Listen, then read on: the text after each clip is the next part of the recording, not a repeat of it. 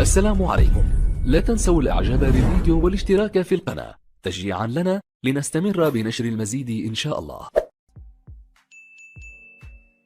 أو فتحة المثلث. لحسن الحظ تتمتع كل مدينة في العالم تقريبا بنظام صرف صحي ذو التصميم الجيد، مما يعني أن عددا كبيرا من أنابيب الصرف الصحية المختلفة قد تم وضعها تحت الأرض ويمكن الوصول إليها من خلال الفتحات، وبالطبع يختلف المظهر والتصميم اختلافا كبيرا، حيث تختلف أغطية فتحة الصرف الصحي اعتمادا على البلد الذي تم إنتاجها فيها. وما تراه الآن على الشاشة هو غطاء فتحة المثلث مقدم من الشركة الألمانية، ويتضمن النظام المعروف باسم المثلث فتحة تحت الغطاء مع تصميم فريد من نوعها. والغرض من هذا التصميم هو تسهيل وتسريع عملية التثبيت، والحقيقة هي أن الغطاء خفيف نسبيا يصل وزنه حوالي كيلوغرامين فقط، بينما يزن الغطاء التقليدي ما لا يقل عن 50 كيلوغرام، وهذا يعني أن العمال يحتاجون إلى وقت وجهد أقل لفتح وإغلاق المجاري، وفي نفس الوقت يتم تثبيت الغطاء بإطار محكم ب3 نقاط. وبمعنى آخر لا يمكنك رفع الغطاء حتى لو كان أخف وزنا، بل ينقسم إلى 4 أقسام، كل منهما يفتح بشكل فردي. انظر إلى آلية القفل التي تمنع الغطاء من أن يكون مغلقا بطريقة خاطئة أثناء أعمال الصرف الصحي، كما أن قفل الأمان والأدوات الأخرى مصنوعة من الحديد عالي القوة، وهذا يعني أنهم محميون من التكسير والتآكل الذي يحدث غالبا عندما يتلامس المعدن مع معادن أخرى لفترة طويلة من الزمن.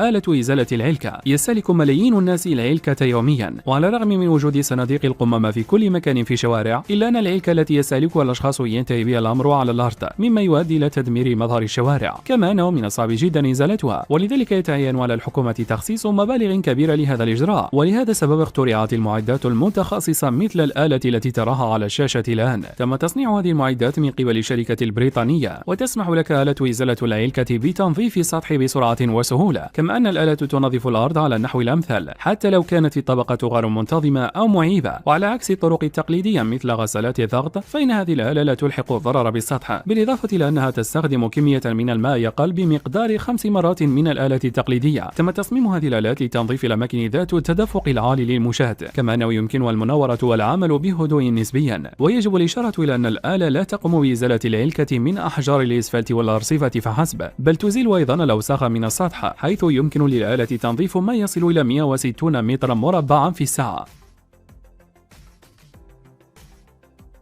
مكنسة الشوارع الكهربائية. في الوقت الحاضر ليس من الضروري استئجار مجموعة من الأشخاص لتنظيف الشوارع، لكن بدلا من ذلك يمكن إجراء دورة تنظيف كاملة لأي سطح من الشوارع تقريبا بمساعدة شخص واحد فقط. هذه مكنسة الشوارع الكهربائية التي يديرها شخص واحد. تم تجهيز المكنسة بطرق يتم التحكم فيها بشكل منفصل، والتي تقوم بتنظيف وجمع القمامة سواء كانت صغيرة أو كبيرة، حيث يتم نقلها إلى الخزان. يصل عرض المكنسة إلى 2.4 أمتار، وهي صغيرة الحجم وسهلة الاستخدام، مما يجعل من السهل أيضا إزالة الحطام حول الأعمدة والكائنات الأخرى، ويمكن استخدامها حتى في مواقف السيارات، حيث يمكن للمشغل ضبط سرعة الفرش واستخدام المياه، كما يمكن ضبط ضغط الفرش على السطح، ولكن بصرف النظر عن الضغط فإن الفرش لا تترك أي علامات على السطح. والميزة الأخرى البارزة في هذه المكنسة هو نظام إعادة تدوير المياه، وبهذه الطريقة تستهلك كمية أقل من المياه. وهناك أيضا خرطوم خارجي إضافي مدمج في جسم المكنسة لتنظيف المياه من الحفر، ويمتص الأوراق المتساقطة.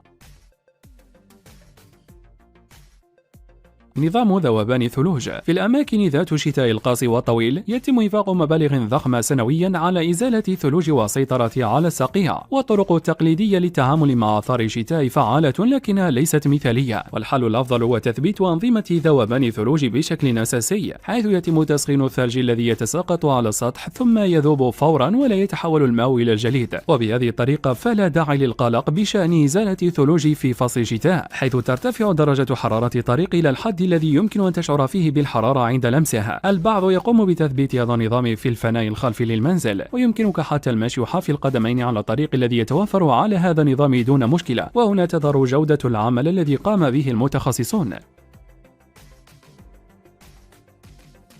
مكنسة طريق. هذه مكنسة أخرى مصممة لتنظيف الشوارع بسرعة وكفاءة عالية. يتم استخدام هذا النموذج الخاص على وجه التحديد في الحالات التي يحتاجون فيها إلى تنظيف طريق عريض، حيث تعمل المكنسة على إزالة الحطام من جانب الطريق بواسطة فرشاة جانبية دوارة، كما أنها تحتوي على فوهة لرش الماء عالي الضغط، مما يؤدي إلى إزالة الأوساخ والأتربة من الطريق. وفي نفس الوقت يمكن تشغيل فوهات جانبية ثنائية تقوم بتوزيع المياه على جانب الطريق. باور ترول. في هذه الأيام من أجل تثبيت الأرصفة الخرسانية في الكثير من الأحيان يستخدم العمال معدات مماثلة لتلك التي تظهر على الشاشة. باور ترول هي عبارة عن مجرفة دوارة تم تصنيعها من قبل ويتمان، ويتم استخدامها لتوزيع الخرسانة بالتساوي في المناطق الكبيرة والمتوسطة، ويتم تنفيذ هذا الإجراء مباشرة بعد صب الخرسانة. والهدف الرئيسي من هذا الإجراء هو تسوية والضغط على السطح. يصل وزن الآلة 3 أمتار، وهذا يمثل ميزة جيدة لأنه يتيح لها العمل في مساحة كبيرة. مبدأ تشغيل بسيط جدا، حيث توجد أجهزة توجيه بداخلها ومزودة ب6 شفرات، حيث يوفر المحرك عزم دورين عالي للشفرات التي تعمل في نفس الوقت على تجانس الخرسانة الرطبة وممارسة الضغط عليها، وتتيح الدورات أثناء العمل بشكل أسرع. كما تتميز هذه الآلة أيضا بالتحكم الإلكتروني الذي يضبط إمدادات الوقود للمحرك ومعدل سلاكها،